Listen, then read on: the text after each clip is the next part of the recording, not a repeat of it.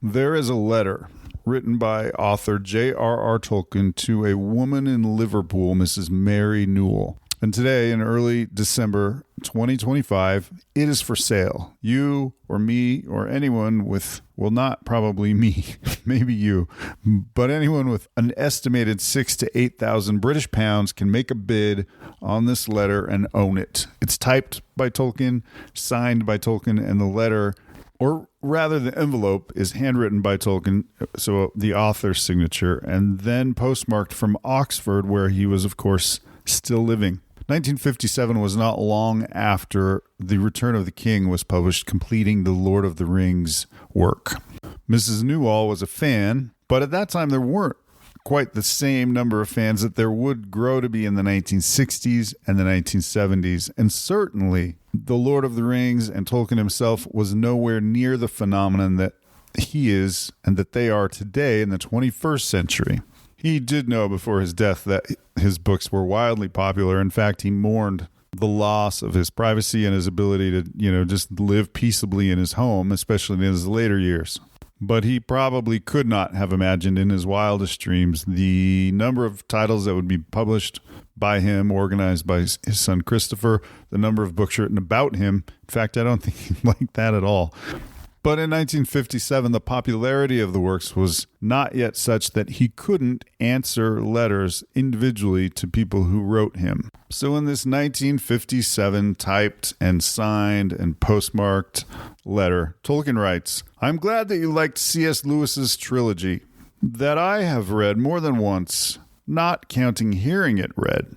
His reference to the true West was really to the Silmarillion and other legends of the First and Second Ages, including the downfall of Numenor, which few besides him have read. They have not been published. They were rejected years ago. Now they may see the light. If only I can find time to put them in order." Close quote. So if you have 6,000 to 8,000 pounds and you would like to get a Tolkien fan of your choosing a really amazing gift for Christmas or for a birthday or for whatever holiday you may be celebrating, now's your chance. And I'm going to put the link in the transcription of the show for sure so that you have a chance to go look at the auction. As I was looking at the auction, I looked through some of the other items available that included a letter from Beethoven that was in the same range, actually, that Tolkien's letter was for cost and estimated cost. Also available and also in the same range was a first edition of Charlotte's Web by E.B. White. So there's lots of ways you can spend your 6,000 to 8,000 pounds if you choose to. But if there are really some high rollers on your gift list and you want to spend much, much more, you can go get a first edition signed by the author of Harry Potter. First book, first edition, first printing, all those things that make value go high. That book will start the bidding at 100,000, estimated to go up to 150,000 British pounds. There's also a book, in fact, a first edition from Charles Darwin, who became the superstar of science, and other authors like Albert Einstein and Ian Fleming of the James Bond series. Tolkien's lot is number 103 that includes the envelope and the letter. Nothing that I saw compared with the price, though, of the book by J.K. Rowling. And incidentally, J.K. Rowling sure intentionally mimics J.R.R. Tolkien, as does George R.R. Martin. There's nothing at all wrong with author George Martin, but it certainly, at least in the fantasy realm, wouldn't have been as memorable immediately, or as notable, or as recognizable, or as good for sales as George R.R. Martin, just like J.K. Rowling. There is something about the assemblage of letters J and R and dots and initials that, at least to book publishers, inspires sales. And the sales figures for Tolkien and Martin and Rowling are actually difficult to argue with. So in today's episode of the Tolkien Podcast, I'm going to talk about the largest Tolkien auction items ever sold, largest by monetary value, British pound or American dollar. And since all of those are way beyond the reach of most of us, anyone who could possibly listen to this podcast, although perhaps, who knows, maybe not, but certainly beyond my reach, I'm also going to give a gift guide for Tolkien. a lot of books, but not only books. My name is La RRY Curtis, and you are listening to the Tolkien Podcast.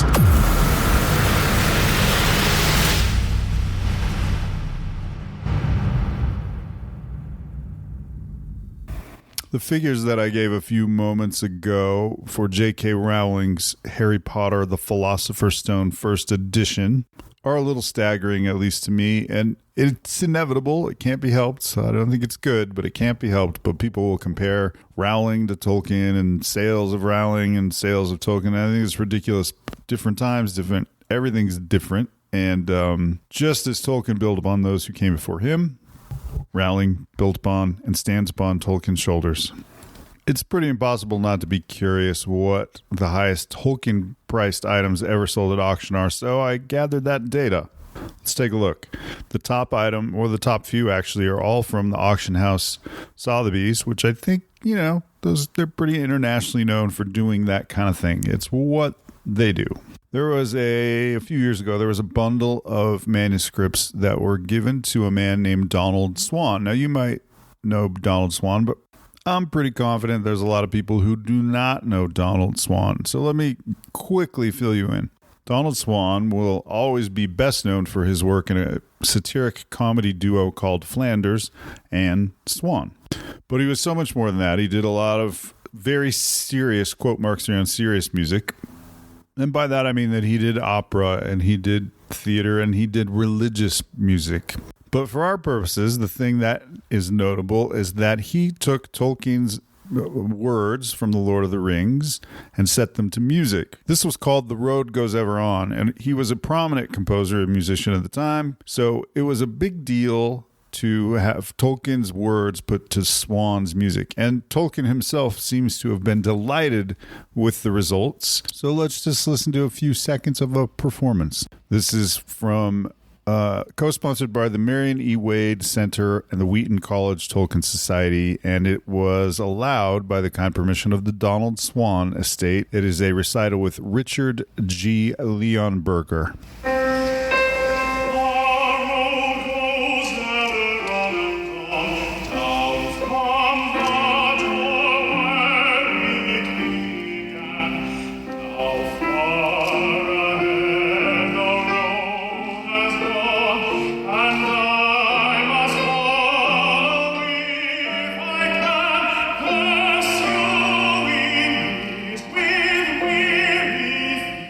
They both were from Oxford. They both had religious similarities and attitudes, I guess. And so they also had a correspondence. So Tolkien wrote quite a lot to Swann. And not only did he write a few things, he wrote in calligraphic poems. That's how it's called over and over in Sotheby's promotion for the content. In Tolkien nerd language, that's Tangwar script, Elvish script. So Swann chose two works to include in The Road Goes Ever On that were in Elvish. So Tolkien spent, 21 pages of notes about Elvish to give him context of how to put that to music. So the two became friends, and Swann was well known or famous, so Tolkien maybe confided in him about what it felt like to have people so interested in his personal life all of a sudden. 21 letters between those guys, 21 pages of notes on Elvish script, and calligraphic poetry written in Tolkien's own hand, which is pretty rare and quite beautiful. I'll try to include a photo, actually. That set from Swann, or from Tolkien to Swann, sold. It through Swann's descendants, by the way. He lived a lot longer than Tolkien, but he passed away. That sold for, in July of 2024, 228,000 British pounds, which is 260,000 American dollars. That gives us the most valuable Tolkien work ever sold, as far as I know. Unfortunately, a lot of those letters, I don't know this firsthand, but this is what I read, is a lot of those letters have never been published. The second most valuable Tolkien item or property or work ever sold was in 2003, so it probably means we're ready for an upset of this price. But it was a first edition, first impression set of The Lord of the Rings, complete with original dust jackets and including illustrations and maps in each of the 3 published volumes. So that complete book set is one of the most coveted items any Tolkien collector could have, but this one was in stellar condition. If I didn't say, that was 151,200 British pounds. Third was a 1937 copy of The Hobbit. It was given to one of Tolkien's students. It was signed by him and given to her. It has an inscription from Tolkien to the woman, to the student, and has its original dust jacket. And, by the way, the books, if you go by The Hobbit now, there's a blue and green and black and white dust jacket on those books. That's the same as the original one in 1937. While we're just mentioning these, I'll mention one last one, and that is the Lord of the Rings second edition, but it is inscribed by J.R.R. Tolkien in Elvish, and it's sold for a paltry sum of 95,000 pounds, British pounds. It is worth mentioning there's a 1968 documentary called Tolkien in Oxford, and Tolkien is in the documentary, shocker there, but he's seen writing the Elvish greeting, "A star shines on our meeting," inside the copy of the Lord of the Rings, and that's the second edition copy, but the whole set sold for 95,250 British pounds in 2023. But we're here to talk about a gift guide for Tolkien, and all those are really out of reach, but some of the items in the gift guide I've compiled do seem expensive, but not compared to those. But there is one I just discovered just in the middle of recording this podcast that's quite expensive. There's another letter from J.R.R. Tolkien, a handwritten one from 1968 that is available not for auction, but for sale for only $19,760 US. Funny enough, it's a production letter to a man named Ken Jackson, no relation whatsoever to Peter Jackson. And he was, what was he? He was a technical director of a musical adaptation of The Hobbit by none other than Humphrey Carpenter, who is Tolkien's biographer. So I guess Tolkien had signed autographs for the actors, but had not signed autographs for the crew. And so Mr. Jackson wrote to see if they could get some autographs, and Tolkien was happy. He said he would be happy to help, tried to emphasize how necessary the backroom boys were, and said that his son, John Tolkien, used to perform the same functions for his school. So Tolkien signed copies of the program for the performance for Mr. Jackson and the children, which is, I don't know, almost like foreshadowing for a different Mr. Jackson who would also be very in charge, very much a technical director of Tolkien's adaptation, or more accurately, an adaptation of Tolkien. So still on the scale of absolutely unaffordable for most people, but there are a few books available online for sale, Tolkien books, antique or collectible books. There's a Fellowship of the Ring first edition for $1,155, but a Lord of the Rings first edition set will cost you $11,500 and change, and a first edition Hobbit runs just under $8,000.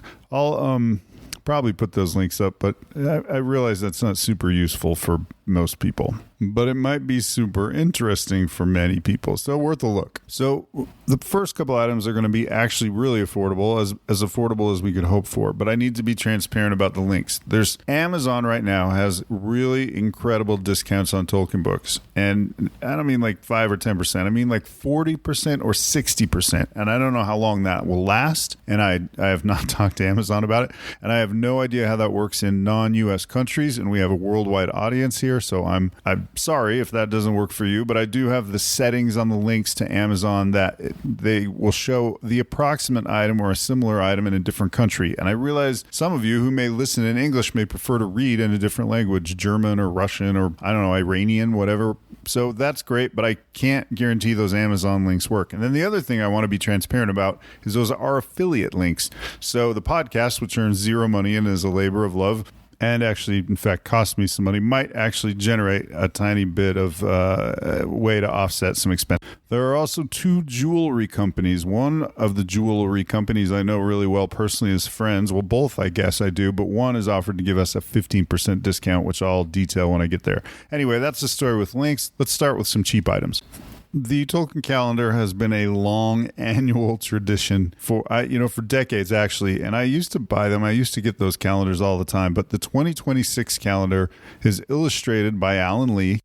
And they're probably paintings you've seen before, but it's 13 full color paintings that are from the first age of Middle Earth. So these have key moments from some of the great tales of Tolkien: the Children of Hurin, Beren and Luthien, and the Fall of Gondolin. And as of now, the Amazon link that I'll provide does give a 20% discount. So that's the $13 calendar. So that's a nice gift. The 2025 version was a John Howe, and they kind of rotate through artists and themes and different approaches to Middle Earth. It has been imitated a lot, but probably most successfully by George R.R. Martin, who also has like an annual calendar with different artists and themes. So that's pretty cool. The next item on the gift list is probably the one I personally covet the most. I'm not sure if people know or if they care, but HarperCollins has now taken over the U.S. sales of Tolkien books, and they've done a really good job, in my opinion, of kind of pumping out some product, really good product, neat covers, cool designs, really nice stuff. A lot of it, I guess we'll talk about it more, but there's an illustrated selection by Tolkien. He illustrates his own books, Silmarillion, Lord of the Rings, Hobbit. Well, in the meantime, the previous publisher who held Tolkien U.S. publishing rights forever was Houghton Mifflin, which then became Houghton Mifflin Harcourt, and they still have product on shelves. You can find it at bookstores, although not very much. They have a thing that's so cool. It's the History of Middle Earth, which is 12 or 13 books. I just failed in my memory, but a whole bunch of books.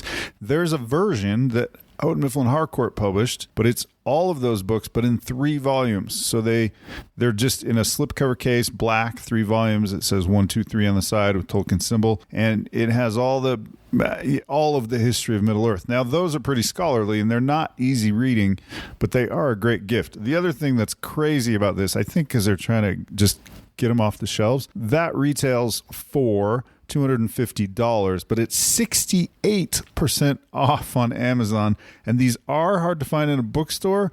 They're in stock in Amazon, so you can buy them for $80.64. That link will be in there. That's a really great gift. Another link that I definitely will post is that illustrated Silmarillion. Well, there's lots of illustrated Silmarillions, but this one's illustrated by J.R.R. Tolkien. I think that's the first. It also follows the trend that's very apparent in bookstores right now. Once a book reaches a certain level of popularity, publishers now, instead of just having white pages when the book's closed on the edges or even gilt pages, they now publish pictures or words. So this copy of the Silmarillion has a purple kind of dust jacket with Tolkien art on the cover with a green theme. And then the pages on the side when the book is closed is green, and it has Tengwar writing on it. And it's another link that's really worth going to. It retails for $75. I was in a bookstore today. That's what it costs. At Amazon right now, in the link I'm posting, or if you don't want to use the link, it's still 47% off, so $40. That's pretty amazing. It's almost 50% off. And it's a pretty handsome book. Now, that's part of a collection of all Tolkien illustrated works, and I think I'll get back to that. But first, another book and another link. It's brand new. This has not been published before, and this is where I'm giving HarperCollins some real credit. So it's the Collected Poems of J.R.R. Tolkien box set. It's a 3-volume set, 3 volumes in a hard kind of slipcover, and this is the first ever publication that I'm aware, and it takes poetry from 7 decades of Tolkien's life. It's a cream box, cream and blue, and I don't know, it's pretty cool. There's also a lengthy introduction by Christina Scull and Wayne Hammond, who seem to have kind of taken over as the main Tolkien scholars at this point. I hope I'm not offending other Tolkien scholars, but that's what it seems like. And their introduction gives a lot of context to these poems, so they're not just sitting there as poems, but there's some history, and I don't know, it's pretty useful. And it's Tolkien's first poem, or the first one in the book at least, is from 1910 when he was 18 years old, and there's something like 200 works in there. So comprehensive, useful, fun, great gift. Link in the transcript and a 45% off. So good time to buy. So I am well acquainted with a jewelry maker. She makes jewelry out of coins, hand makes them and sells them around Utah, but also has a website and sells them all over the place. The Tolkien necklace she makes, she doesn't keep in stock. And those British pounds, £2 British coins are hard to come by. So Usually she gets them on her website and they disappear, and she actually didn't have any more, but just found some like yesterday or the other day and let me know that. So she was willing to offer podcast listeners a 15, I think, % discount. I'll put the link. You, when you go check out, need to type LOTR as your discount code, and it will get you 15% off. They're really actually a beautiful chain. It's a beautiful coin to begin with, mounted and attached to a necklace, and then you can give it or wear it or keep it. So look for the link to kellyanniejewelry.com, and again, that's a beautiful Tolkien necklace made from an authentic 2-pound British coin. So in days of yore, Christopher Tolkien wrote the text to a book called Pictures by J.R.R. Tolkien, and this was hard to get and not available for quite a long time, but we're in something of a Tolkien renaissance, I guess, but it has been republished and is available again. Text by Christopher, pictures by J.R.R. Tolkien, and these are drawings and sketches that definitely influenced all the things that came after it. Things like the Gate of Moria, Minas Tirith, Lothlorien, Smaug, Rivendell, and then a lot of he's really good at patterns and trees and tapestries and heraldic devices, and that's what Tolkien does, and all of those are in this book. It's another Amazon discount. It's typically $35, and right now it's $19 if you want to use the link, or if you don't, it's a good time to buy. I don't know about you all, but I have several editions of The Hobbit and Lord of the Rings, and that seems ridiculous in some ways. It makes my bookshelf heavy and full, but I do like them, and a lot of those are gifts from my sisters. I guess I think I'm the easiest guy to buy for, but like the 50th anniversary of The Hobbit, which is actually now a long time ago, there was an edition, a gold one, and I got it. It was given to me as a gift. It was really nice. Well, there's a really deluxe, beautiful edition of The Hobbit out now. It's pricey, though, but it's green and black, and it is one of those illustrated by J.R.R. Tolkien. This is the kind of thing as a gift that would probably instantly become a person's finest, best version of The Hobbit. It's pretty great. It is 45% off on Amazon on the link, so that's still $107, and that is steep, and that better be like somebody you really like to get that kind of gift, but it's usually $195. So if you do have that Tolkien fan and you're close, somebody really close to and love, and you exchange that kind of gift, that's a really beautiful present, and they'll think, because it'll be on the dust jacket or wherever, they'll think you spent more than you actually did. You get a little extra credit. So I mentioned that there's a matching a complete set of the core works. So the Lord of the Rings version of illustrated by Tolkien is also absolutely deluxe. It is, in fact, I think that's what they call it, the deluxe. It's a hardcover, it's a dust jacket, and this one is red and black and gold. It is gorgeous, and I have a credit card that even tells me it's giving me an extra discount, but I don't know what that is. But it's full of Tolkien illustrations of the Lord of the Rings, and it comes with some other little extras in there too. It obviously has maps, as Tolkien books do, and pretty much fantasy books do because of Tolkien. But this has some pages from the Lost Book of Mazarbul, which is what was found in the Mines of Moria, which Gandalf read, which let Gimli know the fate of some of his dwarven kin. Now, there's not much known about that book, and there's only a few, it looks like maybe 3 pages, and they look kind of burned or distressed, holes in them. So we almost for sure know which 3 pages they are. And I haven't seen these in person, so I can't vouch for them, but they seem pretty cool. Oh, it also has the King's Letter, which is a discarded epilogue idea that Tolkien had, where King Elisar writes a letter, and it's in Tengwar, and it included with the book, and then on the back it states what it actually says. So that's a cool, almost like a little Easter egg in the book. There's lots of YouTube videos where you can go watch and see what those look like, and I will say they're cool.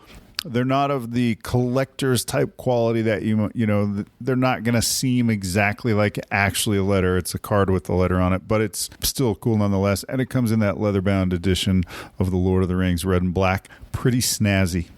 Shifting gears completely, I did see, if you happen to have a Kindle Unlimited, right now you can get, or maybe always, I don't know, you can get the Humphrey Carpenter biography of Tolkien free.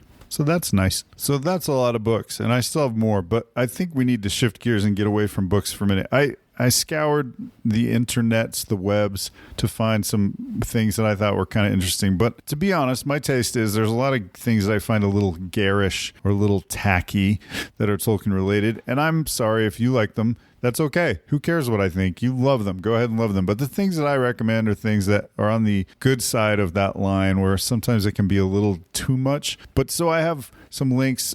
Again, you don't have to look for them. You can just go to them and buy them. But they are a Middle-earth shower curtain and bath set. And if I'm being honest, I wouldn't put the bath set out, but I definitely would have the map of Middle-earth shower curtain. I think it's really fun and really cool. I happen to have a shower curtain I already like. That's pretty fun, so I'm keeping it. But I was tempted to buy that map of Middle-earth for myself. There is also a doormat for outdoors, an outdoor doormat that says "Speak Friend" and "Enter," and I have a link up for that. I thought that was not overdone. I thought it was tasteful and cool and cute. And you know, if somebody gets it, they get it, and if they don't, they don't. It doesn't. It's just made well and presented well. There is also a map. I guess I'm a guy who likes maps of Middle-earth, but there's a map throw, like a fleece throw.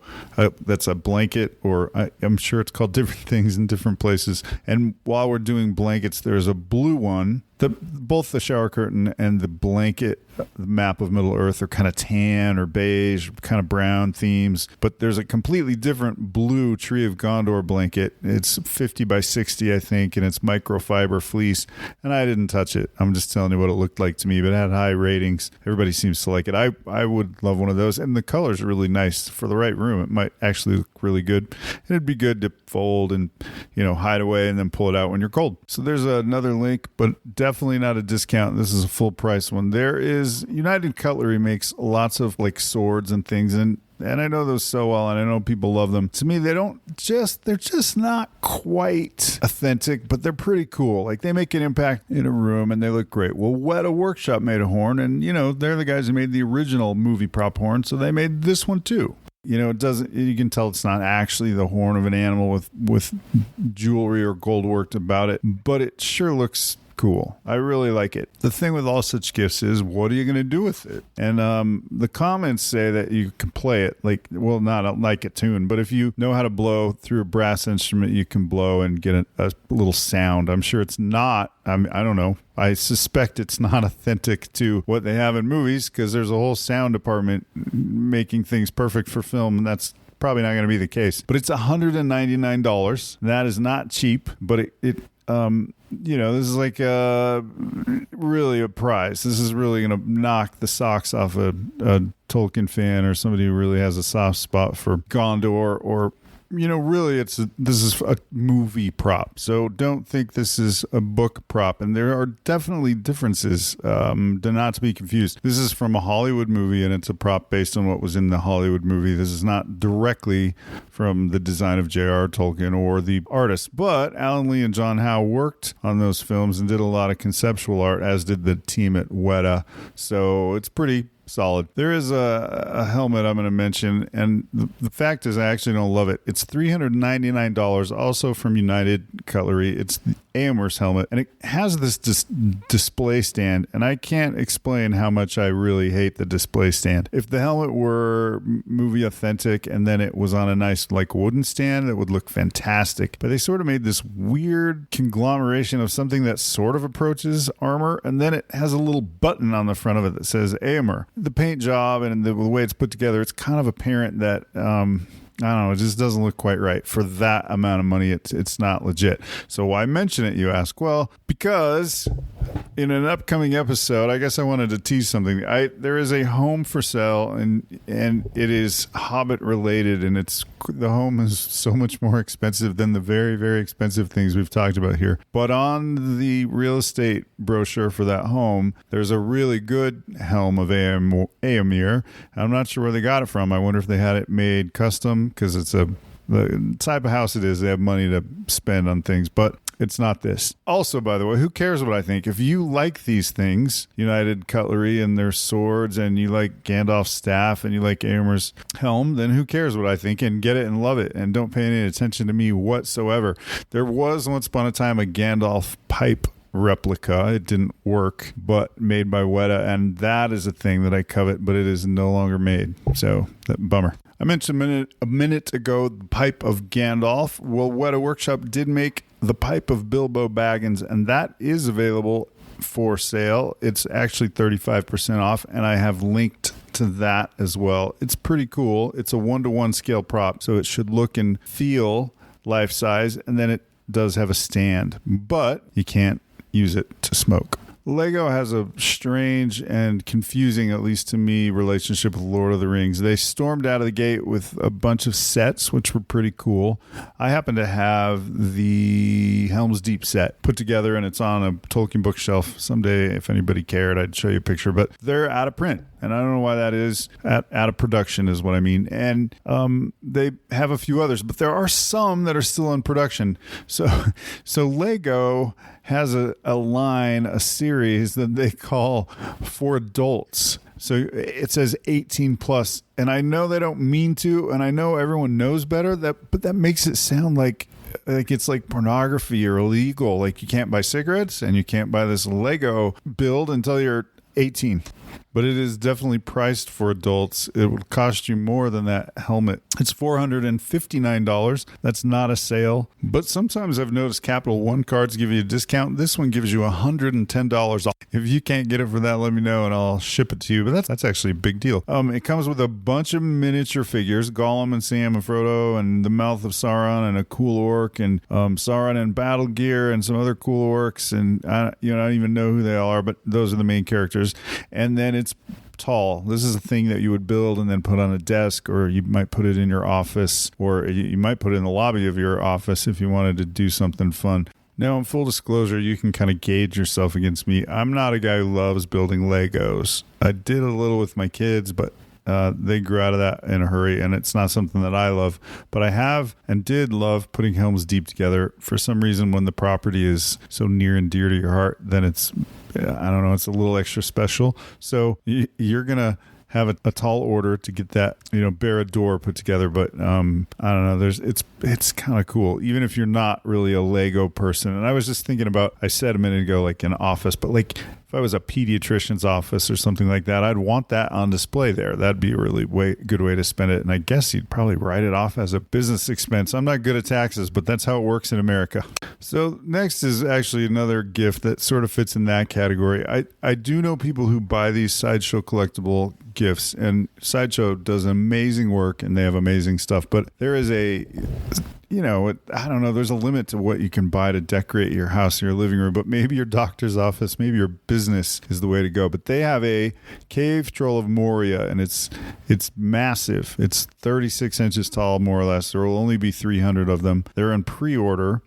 It's ultra premium, like collectible. The details are not skimped on in any way. Like they're really something. But it's $3,000. $3,155 to be precise. So you need to have almost a reason to have this, and then you really need a place to display it to have this. But good news, you can make layaway plans and pay like $350 a month for it. But there will only be 300 of them. There's a bonus version. I don't know what that gets you. It's not clear to me. But kind of as a tourist, I just thought it would be fun to link it. This is not an affiliate link. This is straight to Sideshow, and I don't really even talk or work with them anymore. But I am fond of the people over there, I guess, even if they don't know who I am anymore. But I'm putting a link in there as a tourist, and then I'm also going to drop a link. That's the Sideshow Collectibles, all the Lord of the Rings stuff. They have some art pieces that are affordable, that are good gifts. They have some different scaled, less deluxe kind of collectibles. My favorite always is their monsters. I think those are always the coolest. And I have a number of some Saurons and some helms. I think I actually bought a few helm replicas, little tiny ones, 1:4 scale. But I'll link both the, in your wildest dreams, Cave Troll of Moria statue, and then I'll also just link their Lord of the Rings line, and you can see what you like. Oh, super quick. Sideshow also makes a 1:2 scale Gimli character. So that it's polystone, I believe. And so that means it's half the actual size, which is massive. It's for the same price. I'm going to link that too, because it's also fun. I have mentioned helms. I just mentioned the 1 to 4 scale, the mini helms, and I'm going to do it again. It turns out, I just discovered in researching this episode of the podcast that Weta Workshop has helms available at Target online. There are 2 of them, and both kind of unexpected, and both led me to search other things. One is a mini prop replica of Arwen's Rohirrim helm. Most people will think I'm making an error when I say Arwen. I'm not. Arwen's Rohirrim helm. I'll talk about that more in a minute. The other is a Ring Wraith of Ruin, R-H-U-N, from the Hobbit trilogy, and it's a helm with, I don't know, maybe you know that. We're not going to talk about that one as much. So, turns out also, at least the Arwen helm is available at Amazon. Well, I just checked. Both are available at Amazon for the same price as Target, so use whichever you like. I'll have links. There's some interesting backstory on that Arwen helm.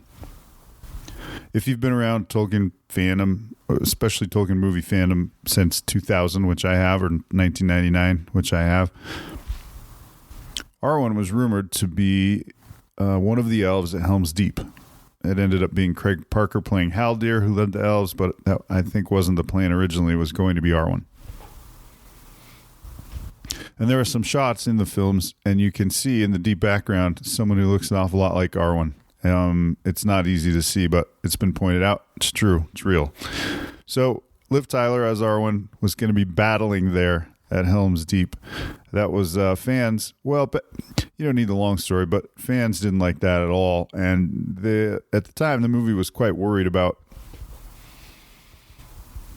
keeping their core fans happy. It turns out the movies, they probably could have done just about anything by the time they got to Helm's Deep. Glad they didn't. Anyway, Arwen was designed and filmed in armor, in battle, as a character. So Weta, being the experts who designed the armor, who built the armor, who back in those days created everything, would have been the experts, and they certainly know what Arwen's helm, her Rohirrim helm at Helm's Deep looked like. And apparently it was released as this mini 1 to 4 scale helmet. I've never held it, touched it. I don't know what it's made out of. Some of the orc helms that I have are metal, really heavy and really cool. Even though they fit in your palm, they're really weighty and heavy. I've also had other helms that are less metal, less thoroughly made. So I don't know where Arwen's is, but it looks great. It looks fantastic. And it's a thing that never appeared in a movie. It's a movie prop that wasn't in the movie, actually. And then, of course, the Hobbit helm is really cool looking. The design is fantastic as well. So those are a really cool gift and kind of a quirky gift for people who might like the Lord of the Rings films and maybe can dig a little deeper into the lore, or somebody who just likes Tolkien. What it turns out to be is a really nice design of a thing that wasn't in Tolkien's universe. So I guess there are people that would hate that, but I think it's really fascinating and clever. I think it would make an amazing gift. Moving on, there's another Lego set I forgot to link to. There's on Lego's official website on its 18 plus realm. I guess it's adult Lego. There is a Shire. It's like $200, something like that. There's a Shire Lego set as well. I was only able to find that at Lego from Lego. I'm sure that's not really true, but for a gift guide, I wasn't going to continue to scour the internet. Anyway, I'll link that as well. Well, I took a little break and I looked up Lego sets on Amazon, and I found a bunch there that I can't find anywhere else.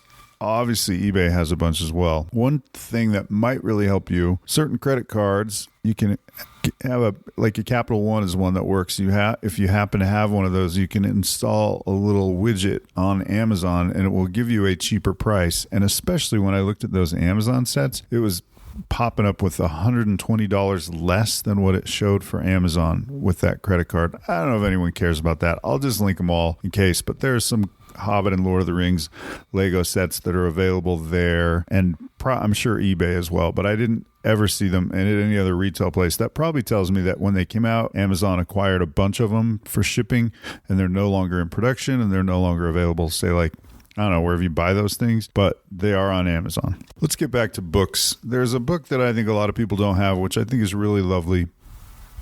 It's called Bilbo's Last Song, It's illustrated by Pauline Baynes, who is a major illustrator in her own right, but also had a lot to do with Tolkien. So this is sort of a farewell to Middle-earth, sort of a farewell from Bilbo to his friends. I think it's lovely, and it's a really nice little book. And so it's probably not in the circle of hardcore Tolkien people, or let me say that a different way. It's not at the core of Tolkien books typically, but it is really nice, and it's an excellent gift. I think it came out around 2002 or so when Tolkien made a big retail resurgence.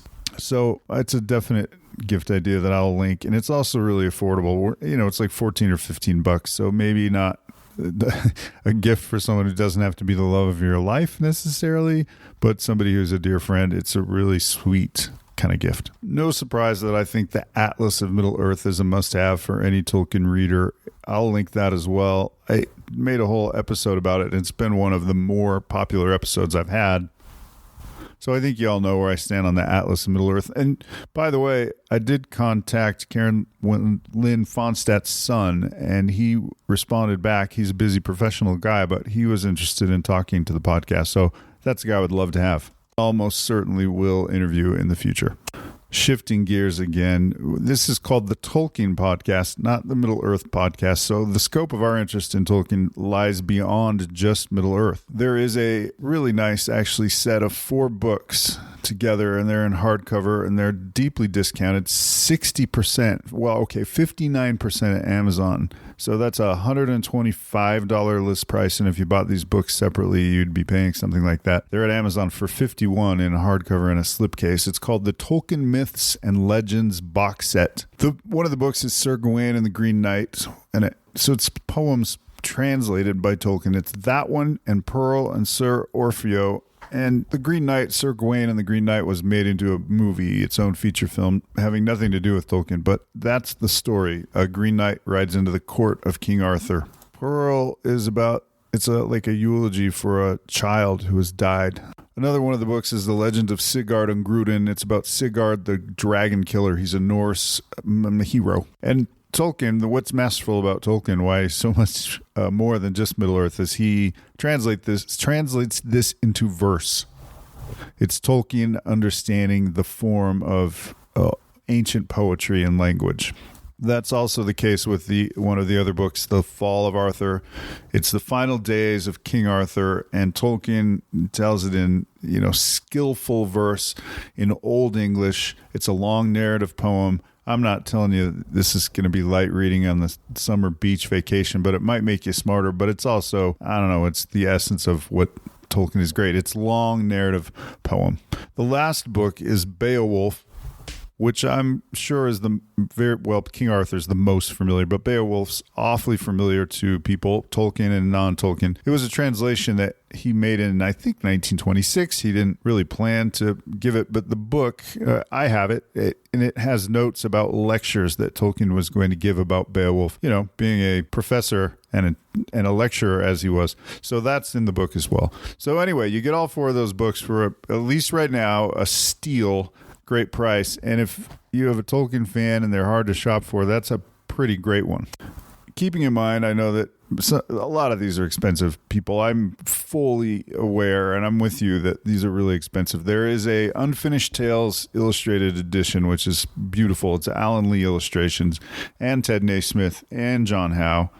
And so those are probably the big 3 Tolkien artists. And here it is, The Unfinished Tales of Numenor and Middle-earth, and it's in a beautiful edition, and it's $16 instead of $38 at Amazon right now for a hardcover. That really makes a lovely gift, including to yourself. There's a lot in there, but what I like about these books, I've talked about this elsewhere, but you can kind of mine for nuggets. You don't have to read it cover to cover, but the illustrations, at least for me, really help me enjoy what I'm reading and kind of make it more, approachable. It's a beautiful book. If you listen to this podcast, very many episodes, you'll hear me talk about Christopher Tolkien often with great appreciation for his work. Well, he's not the only person that edits J.R.R. Tolkien. Brian Sibley is also a mighty Tolkien scholar, and he has put together a book. It's called The Fall of Numenor. What it really is all the kind of stories of the second age of Middle-earth, a lot of them in history of Middle-earth,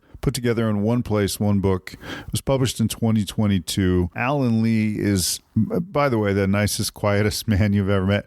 Alan Lee is he's sketched and painted this. And so just like other books, Fall of Numenor is really a nice gift. It retails for $40, and right now the hardcover at Amazon is $15 linked. That's a steal. And some of the illustrations are pencil, which is great. I don't think that's a knock at all. And some of them are full color paintings, just like you'd expect. You probably have seen those before, but some of this is new from Alan Lee. So I don't know. It's also great. If you've never picked this book up, I'm not even trying to get you to buy it, but go to a bookstore and find it and open it up. And on the inside, right inside the cover, there's the Fall of Numenor in an Alan Lee illustration.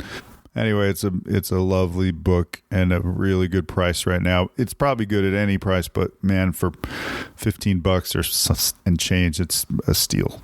Speaking of Alan Lee, there is a pretty deluxe 3-volume edition of The Lord of the Rings. Comes in a box, like a slipcover box. It's blue. It has raised spine. It has silver on the spine. It's beautiful. It's typically $325, but it's $160 right now at Amazon, link included. It's about as nice of an edition as these books. There's some specialty presses that make really amazing versions, but this is a kind of a version you can afford. I don't have it. I've just admired it, and it's looked through it. It's pretty beautiful. It's not always the bookstores, depends on the bookstore, but it's something. It's worthy of any library, and I do mean any library. Like this is the version that would sit on the shelf, leather bound, for generations, actually. So the final thing that I'll talk about is back to jewelry again. This is a family that I know, but it is not I have not talked to them about linking to their website. There is a man named Paul Badali who has now passed, and Paul and I became friends in 1999, actually, just as the Lord of the Rings films were planned and people were excited, and I was actually looking for a wedding ring, and he had the book license that he got years ago as a jewelry maker to make the one ring. So I contacted him, and it turned out he was in Layton, Utah, so I went and got a ring from him. And since that time, I have gotten to know Paul really well and his daughters really well at conventions all across the country, at Dragon Con in Atlanta and San Diego Comic-Con and Salt Lake Comic-Con and other cons as well. And they're such a good family. They helped the OneRing.net out a lot. They made pins that Peter Jackson ended up wearing on the red carpet back in those days when we had reasons to celebrate Oscars for fantasy films. And Paul continues to have the book license through Tolkien Enterprises. So these are not movie replicas. He's not remaking, or he didn't remake those rings, and his family is not remaking movie props. They're instead making jewelry inspired by the books. So they're not based on a movie. So they're an artist's interpretation of the books. But he has all kinds of different rings there. The 3 rings of the Elven Kings. The One Ring, of course, which is pretty clear how that's going to look. But, Paul's were that way before there was a movie. Janelle is a friend. If you go to a convention and you see Badali jewelry, Janelle is the person in the family that's often at those shows. So you tell her hi, and you tell her Larry Curtis said hi. They also have a necromancer ring, rings of Numenor and Umbar, and dwarven rings of power. So they have a lot, and I'm just going to link the whole thing. And just to be absolutely transparent, they are friends. They don't know I'm suggesting linking to them. I don't know what their orders are like before Christmas, so I can't vouch for how quickly they can get you things. But beyond being friends, they're really good people, and I'm not getting a penny. There's no affiliate link. It's just me telling you a good place to go to find Tolkien jewelry. So I think that's enough recommendations. We could go on and on. The good news about buying gifts for Tolkien aficionados, Tolkienites, is that they'll love the gift. The bad news is when you see all these things, you want them for yourself. It's a bit like Gollum's ring. You want to possess them and own them, have them on your bookshelf, have them near your bedside to read or look at. It's a strange phenomenon, this Tolkien collecting world, but that's where we live, and I don't expect it to get smaller or less demand anytime soon. Remember, you can spend 250,000 British pounds, or you can spend $15, or you can buy, that does remind me of a last thing I'll recommend. I have a friend from Austria who I met at a Tolkien event. We're still friends. It's been decades. I have lots of friends actually in Germany that are Tolkien aficionados. One of the greatest gifts I've ever given was, it cost €5, and because the price tag's still on it, but it's in German. It's the Das kleine Tolkien-Buch. So it's the small Tolkien book, and it fits right in your hand, and it just has a few little things, but it's cute, actually, and it's the thought that counts, and it really counted. It really meant a lot. I have another one called the Tolkien Treasury. It fits right in my hand. It's super small. You could slip it in your pocket easily, and I have another one, Poems for Tolkien, that's really small. I can tell you that if you can't afford all these crazy things, and I can't, you can still make a thoughtful little gift, including a bookmark. There's lots of ways to give Tolkien gifts, so don't run up any charges on your credit card. Remember that the money you saved is the money you didn't spend. Like, do all those things. Don't break the bank, but do think of people. And again, Tolkien makes gift buying pretty easy because you surely know what somebody loves. One thing you could do to help out the podcast is to buy me a cup of coffee. I put a link on the website. More importantly, then the best thing you can do to help the podcast is to tell one other person that you listened to it and liked it and found value in it, and help spread the word. That would be fantastic. Clicking any of those affiliate links would also help. I'm just doing this on my own, and it's taking more time, and I'd like to do it more. So that's one way to help me be able to do that. I would like to grow the audience and grow the scope and grow the frequency, all those things. I appreciate your time and listening. I know these are long. Hopefully it's helpful. Spread the word. Have a really good holiday season, whatever you may be celebrating. I will try my best to get one more episode, maybe two, but at least one more episode before the end of the year. Thank you for all your support. It's been a good starting year for the Tolkien Podcast. My name is Larry D. Curtis, unless I'm trying to be a famous author, and then my name is La RRY Curtis. And you have been listening to the Tolkien Podcast.